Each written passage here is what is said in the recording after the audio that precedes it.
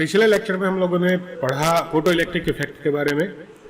आज इस लेक्चर में हम लोग स्टडी करेंगे फोटो इलेक्ट्रिक एमिशन के लॉ के बारे में। और इसके लिए हम लोग सबसे पहले यहाँ देखेंगे कि मेटल के सरफेस से फोटो इलेक्ट्रॉन है वो कैसे इमिट होता है, क्यों इमिट होता है और उसका रूल्स क्या है। सबसे पहले ये एक मेटल सरफेस है। मेटल सरफेस में मेटल के एटम्स होंगे और उस एटम्स के पास मेटल के इलेक्ट्रॉन पाए जाएंगे। ये इलेक्ट्रॉन फ्री इलेक्ट्रॉन कहलाते हैं और जब इन पर लाइट इमिट होता है तो ये जो है इलेक्ट्रॉन वो बाहर चले जाते हैं। जब इलेक्ट्रॉन बाहर जाते हैं उन्हीं को फोटो इलेक्ट्रॉन कहते हैं और इस इफेक्ट को हम लोग क्या कहते हैं, फोटो इलेक्ट्रिक इफेक्ट कहते हैं।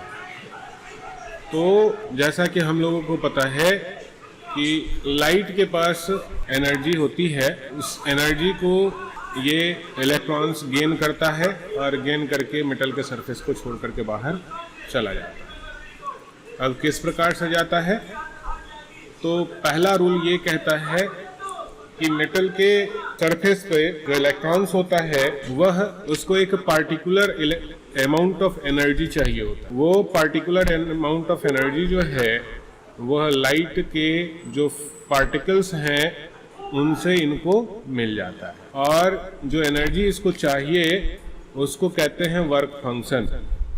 अब जैसे इसके एनर्जी को, ये फोटॉन है, ये पार्टिकल जो है ये हमारा क्या है, फोटॉन है और ये जो पार्टिकल निकल रहा है इसको कहेंगे फोटो इलेक्ट्रॉन। अब निश्चित है कि फोटो इलेक्ट्रॉन निकल रहा है तो इसके पास कुछ एनर्जी होगा, उस एनर्जी को हम लोग क्या लिखेंगे, काइनेटिक एनर्जी। और फोटोन के पास जो एनर्जी होगा उसको हम लोग केवल ई से रिप्रेजेंट करेंगे, वो फोटोन का एनर्जी होगा। फोटोन के पास कुछ एनर्जी था और इस मेटल के द्वारा एक एनर्जी को एब्जॉर्ब कर लिया गया, उसको हम लोग क्या लिखेंगे, W लिखेंगे। ये हमारा क्या हो गया, वर्क फंक्शन। तो ये वर्क फंक्शन और work function W is equal to होता है H न्यू नॉट। ये H क्या है, प्लांक कांस्टेंट है और न्यू नॉट जो है हमारा थ्रेशोल्ड फ्रीक्वेंसी है। ये थ्रेशोल्ड फ्रीक्वेंसी है।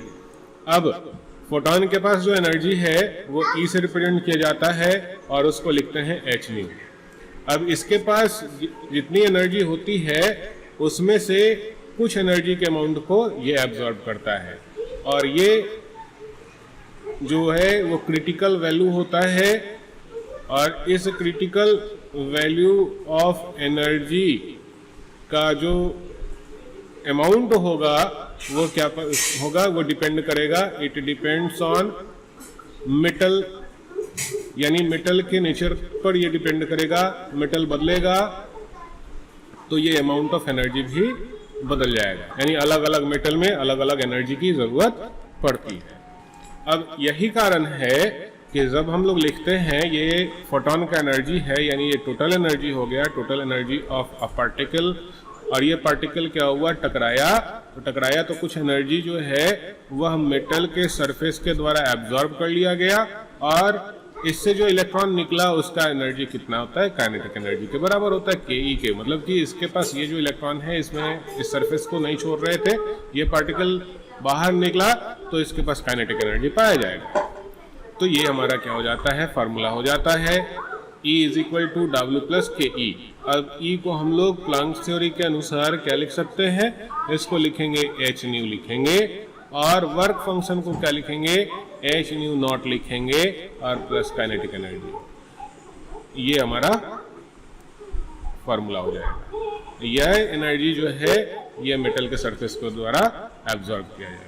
यानी जब भी फोटो इमिशन होता है, फोटो इलेक्ट्रिक इफेक्ट के बारे में हम लोग पढ़ते हैं, तो मेटल के सरफेस के द्वारा कुछ एनर्जी का अमाउंट एब्जॉर्ब कर लिया जाता है और वह एब्जॉर्ब किया गया एनर्जी जो फोटॉन है उस एनर्जी से ही डिडक्ट होता है, घट जाता है।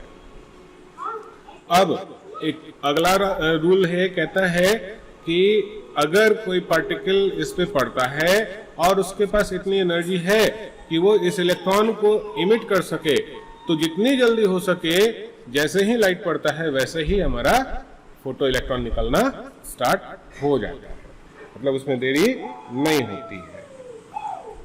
अब एक और बात कि ये जो काइनेटिक एनर्जी है, ये फोटो इलेक्ट्रॉन का काइनेटिक एनर्जी है, यह हमेशा किस चीज पे डिपेंड करेगा? यहाँ पे दो चीज होता है।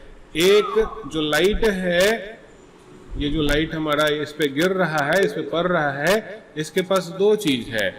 एक लाइट के पार्टिकल का फ्रीक्वेंसी है और दूसरा क्या है? लाइट का इंटेंसिटी है। तो ये जो एनर्जी है, काइनेटिक एनर्जी, वह किस पे डिपेंड करेगा? फ्रीक्वेंसी पे डिपेंड करेगा। यानी कितना काइनेटिक एनर्जी होगा, वह फ्रीक्वेंसी, लाइट का फ्रीक्वेंसी ज्यादा होगा तो काइनेटिक एनर्जी ज्यादा होगा। यानी काइनेटिक एनर्जी जो होगा वह डायरेक्टली प्रोपोर्शनल होगा किसके?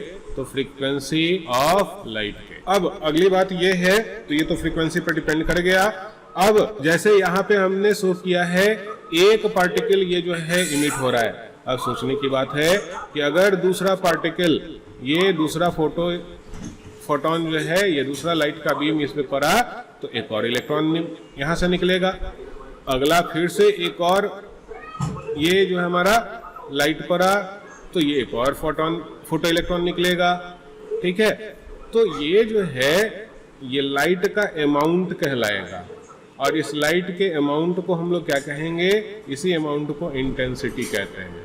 इसको हम लोग क्या कहते हैं? इंटेंसिटी कहते हैं। और यही अमाउंट जो है इंटेंसिटी पर, लाइट के इंटेंसिटी पर number of photo electron depend करेगा।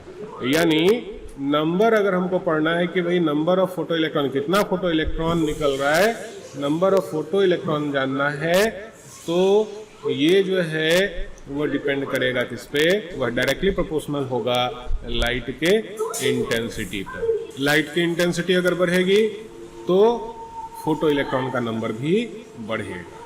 तो यही कंसेप्ट है, यही लॉ है हमारा फोटो इलेक्ट्रिक इमिशन का।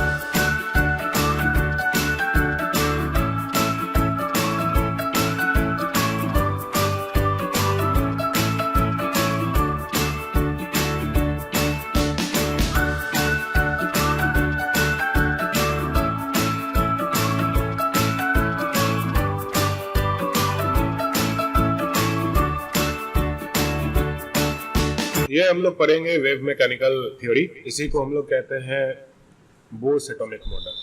बोस एटॉमिक मॉडल क्या क्या इन्होंने कहा, इसके बारे में हम लोग यहाँ पे जानेंगे।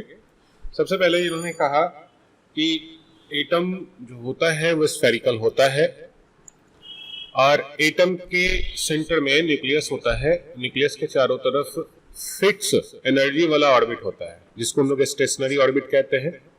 इसकी रेडियस हमेशा फिक्स होती है, ऐसा नहीं कि ये रेडियस रदरफोर्ड के तरह रेडियस इसका घटता जाएगा। और इसका नाम उन्होंने क्या रखा? तो इसका नाम रखा गया अंग्रेजी का लेटर KLMN। इस तरीके से इसको हम लोग क्या कहते हैं? स्टेशनरी ऑर्बिट कहते हैं। ये हमारा क्या हो गया? ऑर्बिट हो गया। ऑर्बिट का नाम हो गया हमारा KLMN and so on infinity तक। अगली बात क्या कही गई कि भाई जो ऑर्बिट है KLMN, ये पहला ऑर्बिट है, दूसरा ऑर्बिट है, तीसरा ऑर्बिट है, ये चौथा ऑर्बिट है एंड सो ऑन आगे भी बढ़ेगा। और हर ऑर्बिट में नंबर ऑफ इलेक्ट्रॉन्स क्या होंगे? फिक्स होंगे। और वो नंबर ऑफ इलेक्ट्रॉन्स कैसे निकाला जाएगा? तो 2n² के फॉर्मूला से निकाला जाएगा। यानी यानी फर्स्ट ऑर्बिट में जो इलेक्ट्रॉन होगा 2n², यहाँ पे n क्या है, ये हमारा n हो गया, n क्या है 1 है, 1 का स्क्वायर 1 होता है, 2 इंटू 1, यानी k जो ऑर्बिट है उसमें मैक्सिमम 2 इलेक्ट्रॉन ही रह सकता है। अगर l ऑर्बिट की बात करें तो इसमें 2 का स्क्वायर हो जाएगा और इसमें 2 इंटू 4 होगा और इसमें कितने इलेक्ट्रॉन्स हो जाएंगे, 8 इलेक्ट्रॉन हो जाएंगे। अगर हम थर्ड ऑर्बिट के बारे में बात करें तो 2 इंटू 3 का स्क्वायर हो जाएगा और इसमें इलेक्ट्रॉन का नंबर हो जाएगा 2 इंटू 9 यानी 18 इलेक्ट्रॉन्स हो जाएंगे। इसी प्रकार से इलेक्ट्रॉन हमारा बढ़ता जाएगा। यहाँ पे 4 का स्क्वायर होगा और 2 इंटू 4 का स्क्वायर 16 यानी इसमें 32 इलेक्ट्रॉन्स पाए जाएंगे मैक्सिमम। ठीक है, ये नंबर ऑफ इलेक्ट्रॉन है, मैक्सिमम नंबर ऑफ इलेक्ट्रॉन्स है इन एनी ऑर्बिट, ये बताया गया। नेक्स्ट क्या बताया गया कि भाई इलेक्ट्रॉन जो है, इलेक्ट्रॉन किसी खास ऑर्बिट में रोटेट करता है, आखिर एक ही ऑर्बिट में इलेक्ट्रॉन कैसे घूम सकता है। तो कहा गया कि इलेक्ट्रॉन जो घूम रहे हैं इस पे 2 तरह का फोर्स काम करता है और दोनों बैलेंसिंग फोर्स होते हैं। बैलेंसिंग फोर्स कहने का मतलब वैसा फोर्स जो एक दूसरे के अपोजिट लगे और दोनों का वैल्यू क्या हो, इक्वल हो। तो 2 फोर्स कौन कौन से होंगे, तो एक फोर्स को सेंट्रीफ्यूगल फोर्स कहा गया और दूसरे फोर्स को क्या कहा गया, सेंट्रीपिटल फोर्स कहा गया। सेंट्रीपिटल फोर्स सेंटर की ओर लगता है, सेंट्रीफ्यूगल फोर्स सेंटर से बाहर की ओर लगता है। अब सेंट्रीपिटल फोर्स क्यों लगेगा और सेंट्रीफ्यूगल फोर्स क्यों लगेगा, तो ये जो इलेक्ट्रॉन है ये सर्कुलर पाथ में घूम रहा है तो इसका कुछ वेलोसिटी होगा और वेलोसिटी होने के कारण जब भी कोई ऑब्जेक्ट सर्कुलर पाथ में घूमता है तो एक बाहर की तरफ फोर्स लगता है, उस फोर्स को हम लोग क्या कहते हैं, सेंट्रीफ्यूगल फोर्स कहते हैं। तो 2 तरह का फोर्स लगेगा, एक फोर्स सेंट्रीफ्यूगल फोर्स होगा और दूसरा सेंट्रीपिटल फोर्स होगा। ठीक है, और ये दोनों का वैल्यू क्या होगा, आपस में बराबर होगा। अब चलिए सेंट्रीफ्यूगल फोर्स जो होगा वो कितना होगा, तो सेंट्रीफ्यूगल फोर्स जो होता है mv²/r होता है। ठीक है, नेक्स्ट जो है अगर सेंट्रीपिटल फोर्स के बारे में बात करें तो सेंट्रीपिटल फोर्स जो होगा हमारा क्या होगा, तो सेंट्रीपिटल फोर्स, अब इलेक्ट्रॉन का जो चार्ज है, इलेक्ट्रॉन का जो चार्ज है वह नेगेटिव होता है और न्यूक्लियस के पास जो चार्ज है वो पॉजिटिव होता है। पॉजिटिव और नेगेटिव के बीच जो है फोर्स ऑफ अट्रैक्शन लगता है, यानी ये फोर्स ऑफ अट्रैक्शन है, फोर्स ऑफ अट्रैक्शन है और ये फोर्स ऑफ अट्रैक्शन क्यों लग रहा है, ड्यू टू चार्ज लग रहा है। अब एक और बात यहाँ पे ध्यान देंगे कि भाई ये तो इलेक्ट्रॉन घूम रहा है, तो जो कूलम का फोर्स है वो इलेक्ट्रोस्टैटिक फोर्स कहलाता है, वो यहाँ पे अप्लाई कैसे करेंगे, तो कहा गया कि एक पार्टिकुलर टाइम में, इंस्टेंट टाइम में, बहुत छोटे समय के लिए इलेक्ट्रॉन को हम रेस्ट में मानेंगे और रेस्ट में मान करके जो कूलमियन फोर्स है जो हम लोग लिखते हैं, क्या लिखते हैं, कि Q1 इंटू Q2/r², तो इसके द्वारा हम लोग कैलकुलेट कर सकते हैं। तो ये हमारा, ये चार्ज 1 हो गया, ये चार्ज 2 हो गया, Q1 इसको हम लोग Q1 लिख दें और ये जो हमारा Q2 हो गया और इन दोनों के बीच जो डिस्टेंस है वो हमारा R हो गया। तो इस प्रकार से हम लोग इसको कैलकुलेट कर सकते हैं। इसके बाद कहा गया नेक्स्ट में, अब कहा गया कि ये जो हमारा न्यूक्लियस है और इसके चारों तरफ जो हमारा ये जो ऑर्बिट है, तो ये ऑर्बिट, इसका नाम के रखा गया, अगले ऑर्बिट का नाम रखा गया L, और तो इसके बीच में भी तो जगह है, इसमें भी कोई ऑर्बिट हो सकता है और उसमें भी इलेक्ट्रॉन पाया जा सकता है। इसका इस प्रकार से कहा गया, ये K है, ये L है, तो इसके बीच में ऑर्बिट क्यों नहीं हो सकता, ये हमारा ऑर्बिट क्यों नहीं हो सकता है, तो कहा गया कि ये ऑर्बिट हमारा नहीं हो सकता है। क्यों, क्योंकि इलेक्ट्रॉन उसी ऑर्बिट में हो सकते हैं जिसका एंगुलर मोमेंटम nh/2π के बराबर हो। और ये कांस्टेंट वैल्यू है। फर्स्ट यहाँ पे n जो है हमारा नंबर ऑफ ऑर्बिट है, h जो है हमारा प्लांक्स कांस्टेंट है, 2 तो नंबर ही है और पाई भी हमारा क्या है, एक कांस्टेंट ही है। ये सारा वैल्यू कांस्टेंट है, तो यानी ये एक कांस्टेंट वैल्यू है। इतना अगर एंगुलर मोमेंटम आता है तो उसी ऑर्बिट में इलेक्ट्रॉन पाया जाएगा, अदरवाइज इलेक्ट्रॉन नहीं पाया जाएगा। यानी इसके बीच में इलेक्ट्रॉन नहीं पाया जाएगा, इसके बीच में और ऑर्बिट हो सकता है, उसमें इलेक्ट्रॉन नहीं पाया जाएगा। यही हमारा KLMN जो होगा हमारा ऑर्बिट होगा। अब नेक्स्ट कहा गया कि ये एंगुलर मोमेंटम को हम लोग L से रिप्रेजेंट करते हैं। और एंगुलर मोमेंटम कितना होगा, तो एंगुलर मोमेंटम जो होगा हमारा, ये एंगुलर मोमेंटम का फॉर्मूला हमारा क्या हो जाता है, तो मोमेंट ऑफ इनर्शिया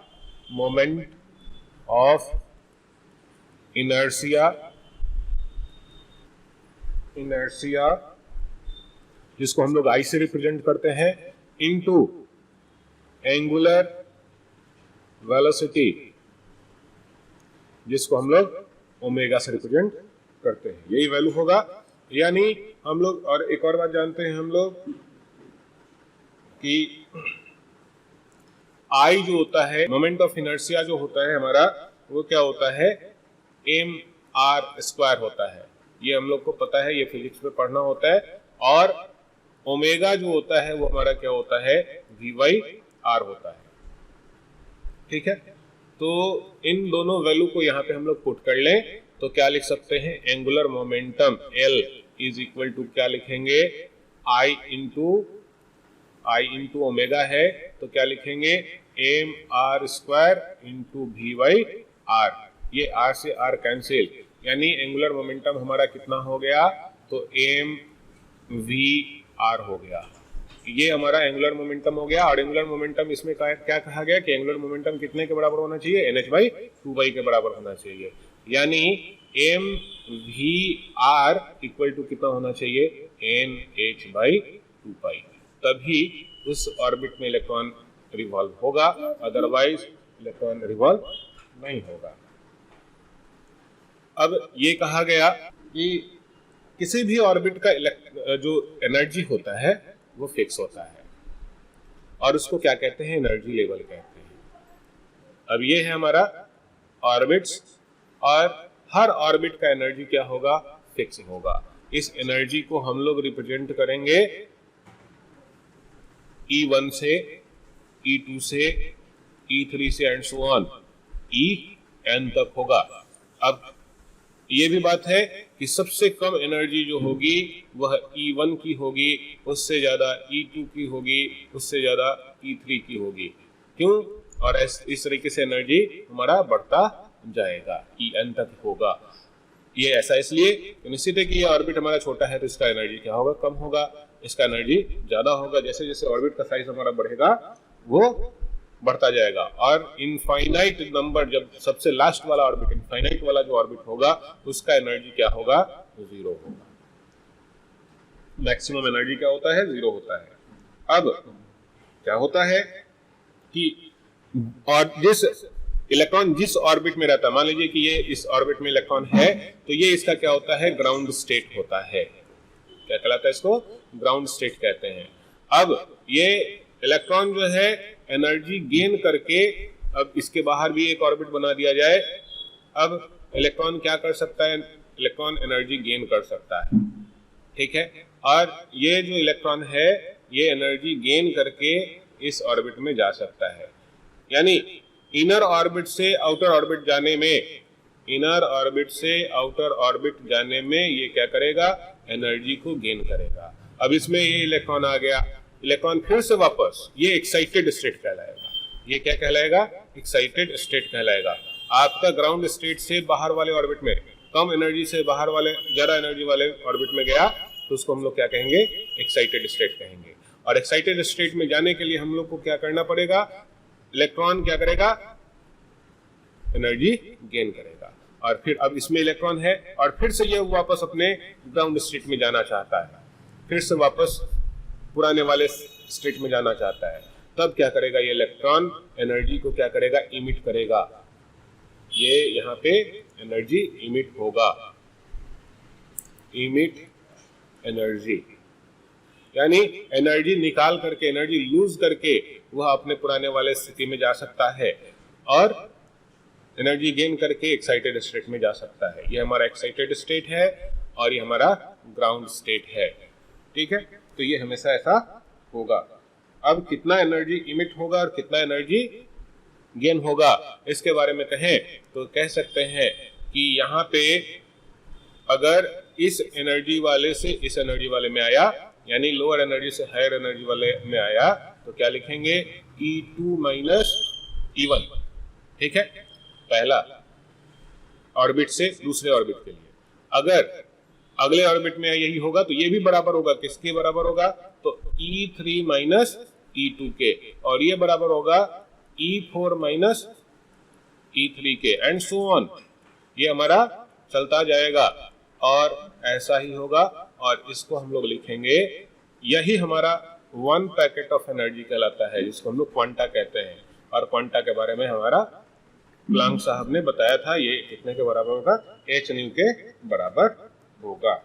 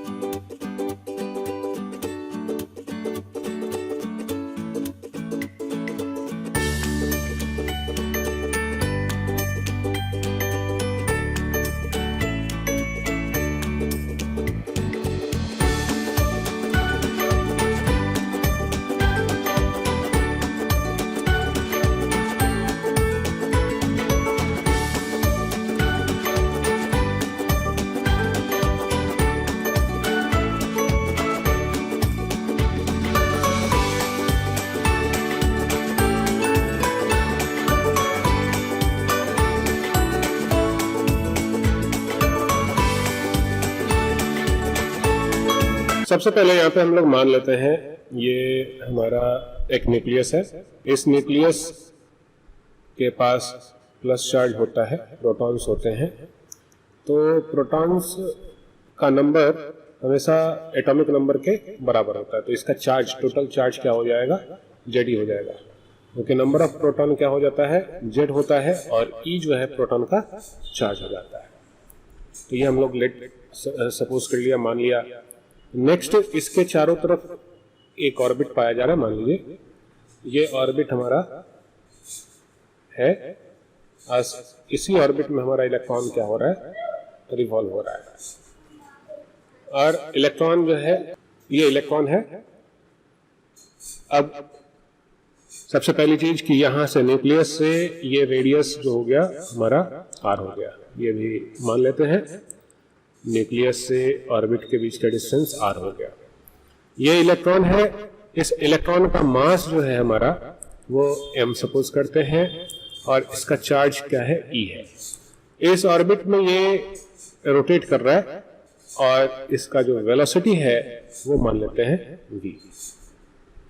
अब इस पार्टिकल इलेक्ट्रॉन पर दो तरह के फोर्स अप्लाई होंगे, एक टुवर्ड सेंटर और दूसरा सेंटर से बाहर की ओर। सेंटर से बाहर की ओर जो फोर्स होगा वो सेंट्रीफ्यूगल फोर्स होगा, और सेंटर की तरफ जो होगा उसको सेंट्रीपिटल फोर्स कहेंगे। तो चलते हैं यहाँ पे हम लोग कैलकुलेट करते हैं फोर्स। सबसे पहले हम लोग जान लें कि सेंट्रीपिटल फोर्स जो होगा वो कूलम्बियन फोर्स होगा कि Q1 into Q2 by R square के बराबर होगा। ये सेंट्रीपिटल फोर्स होगा। जैसे मान लीजिए कि कोई ऑब्जेक्ट है, कोई चार्ज है, ये चार्ज है और दूसरा चार्ज ये है, ये हमारा Q1 है और ये हमारा Q2 है, और इसके बीच का जो डिस्टेंस है हमारा R है। तो इसके बीच का फोर्स क्या होगा, यही होगा। तो यहाँ पे हमारा चार्ज क्या है, एक ये चार्ज है पॉजिटिव चार्ज, और दूसरा ये चार्ज है नेगेटिव चार्ज। एक नेगेटिव चार्ज ये और एक पॉजिटिव चार्ज ये। तो ये हम कर लेते हैं Q1 और इसको हम लोग कर ले Q2। तो यहाँ पे सेंट्रीपिटल फोर्स जो होगा वो हो जाएगा कि Q1 के जगह पर क्या लिखेंगे, ZE into E by R square. ये हमारा रेडियस है R, तो आर स्क्वायर हो जाएगा। ये हमारा सेंट्रीपिटल फोर्स यहाँ पे एटम के अंदर जो इलेक्ट्रॉन पे लगने वाला है ये फोर्स हो गया। अब चलिए दूसरा फोर्स हम निकाल लेते हैं, सेंट्रीफ्यूगल फोर्स। सेंट्रीफ्यूगल फोर्स किसी भी सर्कुलर पाथ में जो ऑब्जेक्ट है वो रोटेट कर रहा है तो उसके मास और वेलोसिटी के कारण अप्लाई होता है, साथ ही साथ ये रेडियस भी उसको इन्फ्लुएंस करता है। तो ये हमारा क्या होता है, mv स्क्वायर बाई आर हो जाता है। ये हम पहले भी बता चुके हैं, बोर्स एटॉमिक मॉडल, उसका जो वेव मैकेनिकल थ्योरी है वो बताया गया था, उसमें हम लोग ये देख चुके हैं। बस वहीं से इसको हम लोग यहाँ पे लेकर के आए हैं और इसको अप्लाई कर रहे हैं। अब ये फोर्स और ये फोर्स दोनों क्या होगा, इक्वल होगा। अब इक्वल होगा तो क्या करेंगे, दोनों को इक्वेट कर लेते हैं। तो क्या लिख सकते हैं, तो सीपी के लिए लिखेंगे K Z E square by R square equal to हो जाएगा M V square by R. ये आर से ये आर कैंसिल, यानी हम लोग लिख सकते हैं M V square equal to K Z E square by R. ये हम एक इक्वेशन के रूप में इसको रख लें। ये हम कर लें, इसको अगर इक्वेशन 1 करते हैं ये हमारा 2 हो जाएगा और ये हमारा क्या हो जाएगा, 3 हो जाएगा। अब इसी को हम लोग आगे लेकर के चले।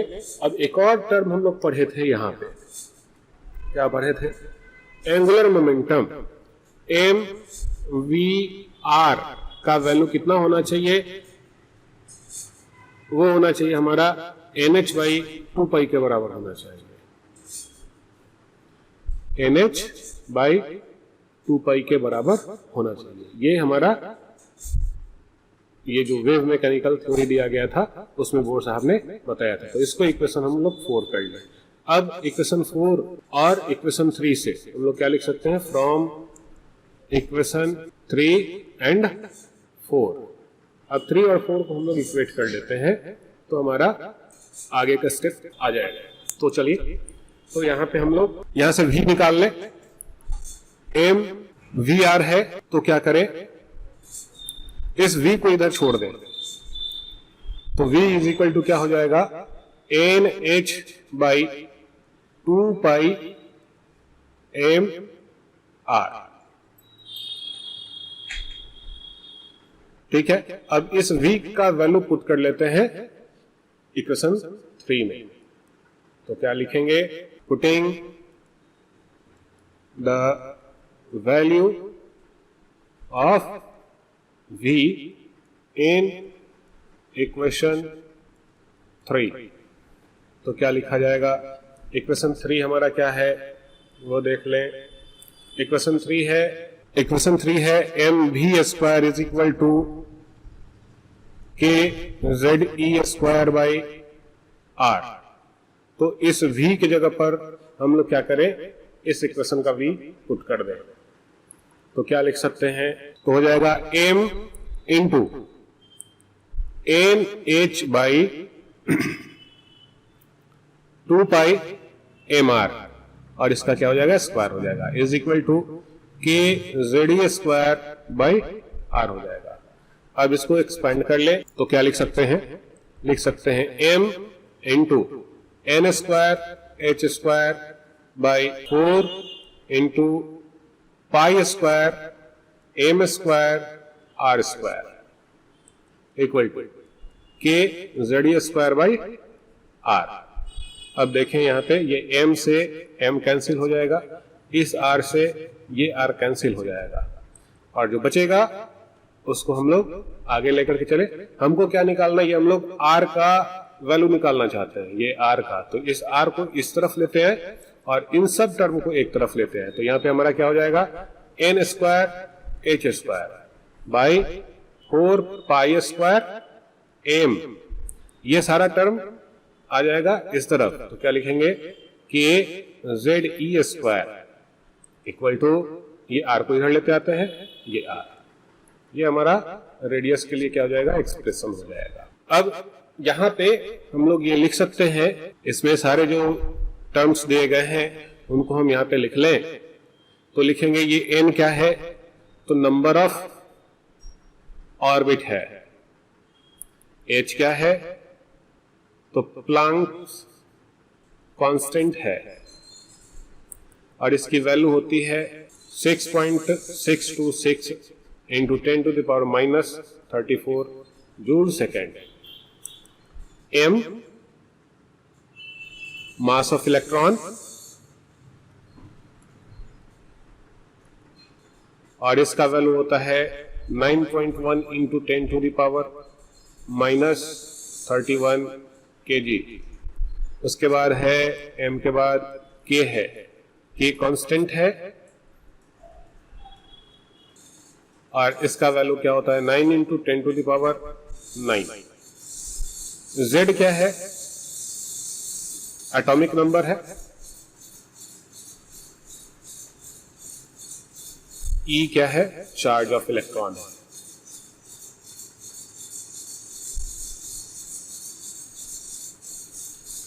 और इलेक्ट्रॉन का चार्ज ये होता है 1.6 into 10 to the power minus 19 coulomb का। अब ये आर जो हमारा वैल्यू आया है, इस आर के वैल्यू में से हम लोग सारे कांस्टेंट को अलग कर ले और वेरिएबल को अलग कर ले। तो यहाँ पे हमारा कांस्टेंट कौन कौन सा है, तो या इसमें जो लिस्ट में दिया हुआ है वो सारा कांस्टेंट, यानी H square constant, 4 pi square constant, M का वैल्यू भी कांस्टेंट होता है, के भी कांस्टेंट होता है, जेड बदलता रहेगा, जिस एटम का कैलकुलेट करना होगा वो, और इलेक्ट्रॉन का चार्ज भी क्या होता है, कांस्टेंट होता है। इनटू क्या लिख सकते हैं यहाँ पे, एन स्क्वायर बाई जेड। और इन सारे कांस्टेंट का वैल्यू हम पुट कर लें, और जब इसका वैल्यू पुट कर लेंगे तो आर इज इक्वल टू क्या हो जाएगा, तो एच का value 6.626 into 10 to the power minus 34, और इसका क्या हो जाएगा, स्क्वायर हो जाएगा बाई, यहां हम सब सारे वैल्यू को पुट करें तो 4 का क्या हो जाएगा, 4 इंटू 3.14 इंटू 3.14 क्योंकि स्क्वायर है, फिर क्या लिखेंगे, into mass of electron 9.1 into 10 to the power -31 kg into 9 into 10 to the power 9 Coulombian constant है जो चार्ज के लिए हम लोग अप्लाई करते हैं, into 1.6 into 10 to the power -19 ये कूलम्ब है, इलेक्ट्रॉन का चार्ज है। अब सारे वैल्यू को हम यहाँ पे पुट करें, जो भी कैलकुलेशंस आते हैं उसके वैल्यू को हम लोग पुट करें, तो ये हमारा क्या हो जाएगा 43.9 into 10 to the power -68 by, सबसे पहले जो जो स्क्वायर है उसको हम लोग उसका स्क्वायर निकाल लें, तो ये हो जाएगा 9.85 into 9.1 into 10 to the power -31 into 9 into 10 to the power 9 और 1.6 का स्क्वायर हो जाएगा 2.56 into 10 to the power -38। Once again सारे वैल्यू को अब मल्टीप्लाई करने का है, तो ये मल्टीप्लाई करने पर r is equal to 43.9 into 10 to the power -68 by हो जाएगा 8260.76 इंटू 10 टू द पावर हो जाएगा, इसको ऐड करेंगे और इसको माइनस कर लेंगे, पावर माइनस में होगा, तो ये हो जाएगा power 10 to the power -31 plus 9 -38 into n square by Z, यहाँ पे भी होगा into n square by Z और यहाँ पे भी होगा into n square by Z. तो अब इसको डिवाइड करना है, तो डिवाइड करने पर हमारा आ जाता है r का value 0.00531 into 10 to the power -68 and plus 60 यानी into n square by Z, यानी ये हो जाएगा हमारा 0.00531 into 10 to the power -8 into n square by Z. तो क्या लिख सकते हैं, r इज इक्वल टू 0. इस पॉइंट को यहाँ लेते हैं 53 इंटू 10 टू द पावर क्या हो जाएगा, 2 डिजिट इधर ले आए हैं तो पावर क्या हो जाएगा -10 हो जाएगा into n square by Z. आप ये फार्मूला यूज करें या फिर लिख सकते हैं r is equal to 0.53 into n square by Z और ये यूनिट हमारा क्या हो जाएगा, एंगस्ट्रॉम हो जाएगा। यानी हम लोग जानते हैं 1 angstrom is equal to 10 to the power -10 metre होता है। ये सब जगह पे हम लोग का मीटर आएगा, तो यहाँ पे क्या हो जाएगा, एंगस्ट्रॉम आ जाएगा। ये हमारा फार्मूला हो गया रेडियस का।